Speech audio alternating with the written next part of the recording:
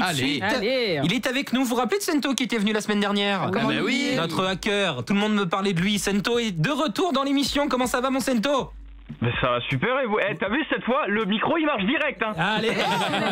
C'est au téléphone en même temps. C'est au téléphone en même temps. Ah bah je suis content. Bah ouais, ça va super. En tout cas, vous, comment ça va? Vous m'avez manqué. Il y a pas d'une semaine, je suis déjà revenu. C'est dingue, hein. Mais Sento, tu sais que tout le monde me parlait de toi. T'étais vraiment l'invité qui a le plus marqué les gens la semaine dernière. On m'a vraiment parlé de toi beaucoup. Oui. À la radio, dans la rue, puis même ma mère m'a parlé de toi. Donc voilà. C'est dingue. Alors, c'est quoi? En plus, moi, je suis tout équipé. J'ai le micro, j'ai tout ce qu'il faut. Là, c'est bon. Je suis prêt. C'est parfait. Si vous ne connaissez pas Sento, il est hacker professionnel, hacker éthique. Hein, c'est-à-dire qu'il aide les gens surtout à se défaire et il prévient surtout sur toutes les nouvelles techniques de hacking, de phishing. Et Sento, ce soir, tu vas nous faire une petite chronique sur la manipulation en tant que hacker. Ouais, c'est ça. Et on va même rendre ça un petit peu interactif parce que ça tombe bien, je suis sur le chat en même temps. Ouais. Je vois en direct ce qui se passe sur Twitch, donc du coup, je vais même pouvoir poser des questions. Alors ça, c'est super. Du coup, on va parler un petit peu de manipulation. Alors, on a eu quelqu'un qui a fait une superbe démo, donc ça tombe bien, ça colle. En fait, faut se rendre compte d'un truc, c'est que le cerveau humain, il est incroyable. Hein. On a tous quelque chose de très marrant, c'est que on a un biais d'autorité sur les gens quand on sait quelque chose, c'est-à-dire qu'on va essayer un petit peu de les rabaisser, leur faire comprendre que on en sait plus que eux, donc faut pas vraiment qu'ils questionnent. On a un peu ça aussi avec les relations parents-prof ou ce genre de choses. La technique Cyril Hanouna. Ce qui est marrant, c'est que ça s'applique aussi sur le travail en fait. On peut l'avoir avec un responsable, un DRH, mais on peut aussi l'avoir quand on ne connaît pas la personne.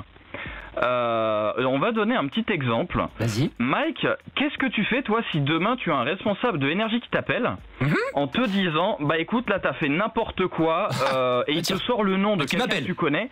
Voilà, qui t'appelle avec le numéro de énergie et tout, et il se plaint d'un comportement que t'as eu en citant des noms qui toi tu les connais, ou en tout cas que tu as déjà entendu, et la personne essaye de te mettre plus bas que terre. Quelle serait ta réaction? Est-ce que tu remets en doute? Si c'est les noms qui me citent, qui m'ont mis dans la sauce, j'essaye de les mettre dans la sauce. Si je peux les virer, je les vire. Non, je rigole, non, mais non, après si c'est légitime, non. Franchement, si on se plaint de moi, si c'est légitime, j'accepte la critique, et puis voilà, je dis rien, je ferme ma gueule. Oui, et si jamais c'est pas légitime? Bah voilà, là on en parle. Généralement, je ferme ma gueule, j'envoie mon producteur et c'est pas moi qui gère. C'est ça, t'as tout compris. Là, t'as le comportement qu'il faut, c'est-à-dire que tu vas remettre en question ce qui se passe. Sauf que dans beaucoup de cas, en fait, tu ne questionnes pas forcément, tu vas te dire, ok, le gars il est au-dessus de moi, je vais éviter de me foutre encore plus dans la merde. Du coup, bah tu vas l'écouter et tu vas peut-être même donner des informations. Et là, je vais citer un cas qui s'est passé hier en plein live sur Twitch. Sento le best, hein, je me permets. J'ai appelé du coup des démarcheurs. Alors on a eu un petit peu de tout et à un moment on est tombé sur un démarchage un peu spécial. Et eux ils étaient basés en France et on sentait qu'ils manquaient un petit peu d'expérience. Ils étaient un peu niais. C'est comme je dis, ils étaient cons sur les bords et les bords étaient très très larges. Je me suis fait passer pour un responsable technique et je leur ai inventé des histoires normales. Je leur ai dit bah écoutez, je travaille, je suis responsable à la société machin, en disant vraiment le nom de la société. On a reçu des alertes comme quoi apparemment il y a des problèmes d'appel téléphonique. Est-ce que ça vous arrive des fois que vous entendiez un écho, vous entendez votre voix? Est-ce que des fois la voix coupe? Est-ce que vous n'entendez pas la personne? Et ça, je suis sûr que même vous à l'antenne, vous l'avez eu, c'est vous avez des gens, vous les entendez pas quand ils parlent, ou alors ça coupe un petit peu. Ah bah ça tous les soirs, mec, on n'en peut plus. Voilà. Donc maintenant, imaginez que vous n'êtes pas forcément au courant de la situation. Et il y a quelqu'un qui semble être sûr de lui, vraiment, avec un ton hyper posé. Bonjour, c'est Stéphane Lambert, je vous appelle. On a eu un petit problème, on a eu des remontées par rapport à votre téléphone. Apparemment, ça marche pas très bien. Bon, tu te poses pas vraiment de questions. Bah eux, c'est exactement ça. C'est-à-dire que j'ai réussi à les guider, j'ai réussi à en savoir un peu plus sur comment fonctionnait leur système. J'ai même réussi à parler à 2 responsables. Ouais. Je leur ai donné des identités complètement fictives. Et bah, ils ont à aucun moment posé de questions. C'est-à-dire que pour eux, j'étais bien Monsieur Lambert. Je sais plus ce que j'avais donné comme nom. Enfin, c'est pas important. Dans tous les cas, je peux les rappeler dès demain. Ils se poseront pas plus de questions. Et on peut vraiment demander ce qu'on veut. C'est-à-dire que eux, j'aurais pu récupérer l'accès à leur ordinateur. J'aurais pu récupérer la liste des gens qui vont appeler. J'aurais pu tout faire. Tout ça parce que t'as été en confiance. Incroyable, c'est que De quoi? Je disais tout ça parce que tu y as été vraiment avec de la confiance, en mode tu sais ce que tu fais. Ouais, sûr de toi, quoi. Et ils sont rentrés dedans, quoi. C'est ça. Quand toi, en fait, tu y arrives avec une certaine présence, alors je fais peur à personne, hein, je suis un gringalet, mais au téléphone, si tu commences à avoir un petit peu une grosse voix, que pas forcément hausser le ton, mais que tu montres que t'es là et que toi, faut pas te casser les noix, ils vont pas vraiment aller plus loin. Ils vont te laisser parler, ils vont pas chercher plus et tout te donner, en fait, hein, que ça soit l'accès à l'ordinateur, les informations, les noms des responsables, numéro de téléphone. Attends, ça marche avec tout, ça, Sento?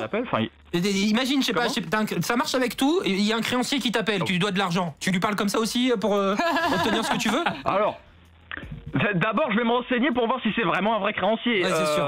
Mais là, par exemple, tu vois, c'est exactement ça. C'est-à-dire que moi, je suis sûr de rien. Je vais me laisser me faire écraser.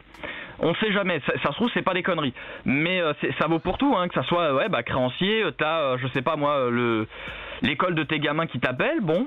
Tu vas éviter de faire malin avec eux, et ça on l'a déjà fait avec ma mère qui est dans le chat, hein. Coucou maman. Ah bonsoir maman, Sento. Avec le numéro du lycée en disant votre fils il a fait n'importe quoi, il sèche les cours, il insulte les profs, il jette de la peinture sur le dos des profs, etc. Enfin, quand tu y vas en fait avec une certaine assurance, et encore plus avec le numéro de téléphone, ça c'est super, en fait les gens n'opposent aucune résistance, jamais. Ouais, tout est une question de comportement, d'attitude quoi, face à l'autre, face à l'autorité. C'est être plus autoritaire que l'autre, et après on peut réussir à avoir toutes les informations. C'est tellement pas un truc pour moi, ça. Exactement, ouais. Et est-ce que tu penses que c'est la clé numéro 1 dans le hacking? Pour être sûr que ça fonctionne, il faut être super confiant, il faut pas forcément être capable de... Par les arnaques plutôt que le hacking. Ouais, c'est plus de l'arnaque dans ce cas-là, si t'as pas cette confiance-là. Ça vaut pour tout. C'est-à-dire que si on a quelqu'un qui va avoir un ton un peu, pas forcément menaçant, mais qui va être sûr de lui, droit au but, tac tac tac, qui va te demander de raconter des choses où même toi t'es même pas sûr de ce que c'est, là tu vas commencer à avoir des voyants qui s'allument en fait, t'es censé réfléchir à ça. Parce que en fait quand toi tu ne sais même pas pourquoi la personne t'appelle et qu'elle te cite des choses que même toi tu te dis ouais bon pourquoi pas, là tu vas commencer à avoir une petite réaction. On va faire un test. Mike, est-ce que tu peux me donner un chiffre entre 1 et 10? Ouais, 4. 4, putain il fait chier, merde. Alors est-ce que il y en a que je dise 7 sur l'équipe qui ont pensé au 7? Moi j'allais dire 7. J'ai pensé au 7, mais après je me suis dit non, c'est ce qu'il veut que je dise, il a bugué sur le 7, donc... Moi je me suis dit 2. Ouais. C'est ça. Imagine en fait que tu peux déterminer la discussion des gens. En fait, tu peux les emmener à croire ce que tu veux. C'est un cas. Alors ça, c'est plutôt mon copain Mac Dyson qui est également dans le chat qui pourra en parler. Ouais. Ça, par exemple, ça va être l'effet Barnum où tu vas inventer des choses qui sont complètement logiques.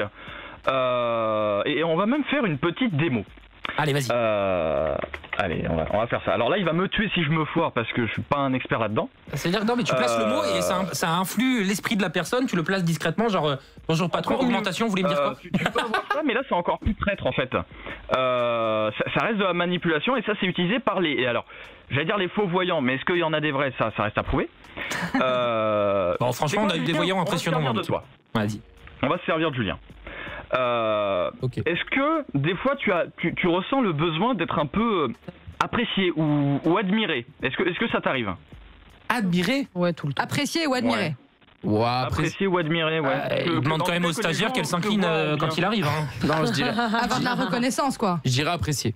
Ouais, c'est ça, une reconnaissance. En tout cas, savoir que les gens l'aiment bien, l'apprécient en tout cas. Ouais, ça oui. Ouais.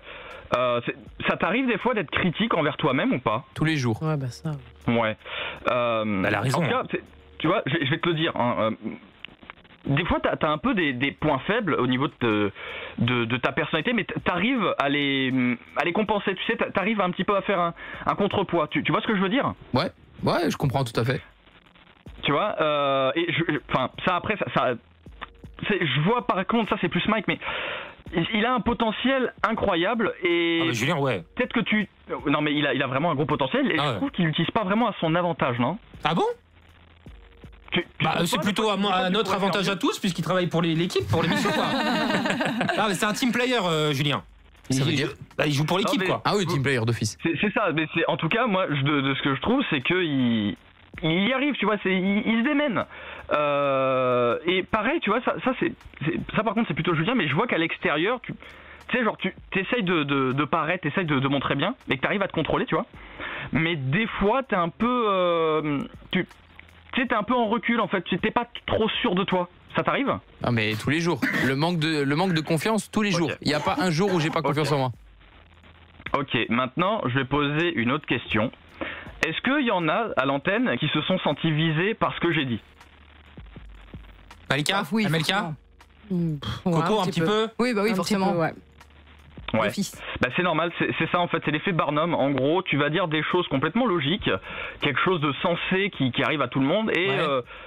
faire comme si en fait que tu vois ça concernait cette personne en particulier. Bah là c'est exactement ce que j'avais utilisé hier, c'est-à-dire D'accord. donner des banalités pour que les gens se sentent visés, se disent putain oui ça m'est arrivé. Ah, ça me Ouais. rappelle l'épisode de South Park où il fait le voyant. Oui.